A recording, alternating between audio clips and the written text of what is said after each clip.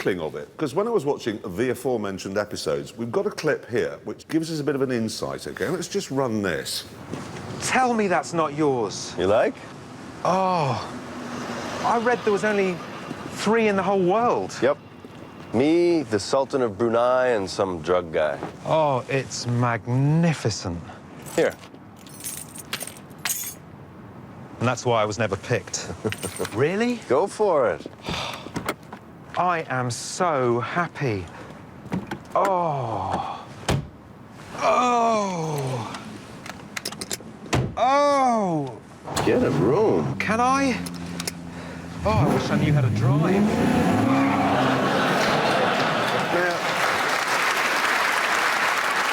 That's an Alfa 8C convertible, OK? Yeah. That's a very rare car, and you end up in an XK in that first series. Right. That was a funny story about that car, because when they agreed to let us use it in the show, it hadn't been sold yet. And by the time we needed it, someone had bought it, so it showed up with, like, its own security team and everything else. I got to drive it maybe 5 feet. You did? Yeah. Steve drove it further than I did. This year, it's Ron Dennis's personal Mercedes SLR he loaned us. What was that like? I didn't get to drive that one either. You're the only one crazy enough to let me behind the wheel, apparently. Now, your car history is, well, it's checkered, isn't it? At best, yeah. You had an Audi 5000, which we'd call 100. That was the one that had the unintended acceleration stories, wasn't it? Yeah, not the one I had, but I heard about that. It was That's always because like a crapshoot. And then there was a Fiat X19 that came in, which is like a motorised Vajazzle, I always think, the X19. Yeah, that was probably a mistake. I bought it at a used car lot I was driving by, and, you know, ooh. That looks like a good waste of money right there.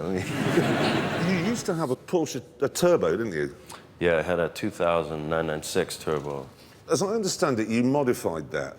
Because when we buy cars in Europe, they're BMWs or Porsches or whatever they might be, you kind of, that's what they're like. Whereas in the States, there seems to be a culture of you buy a car and then you take it to a shop and somebody tweaks it and fiddles with it and does whatever. Right. Is that something you just feel you have to do?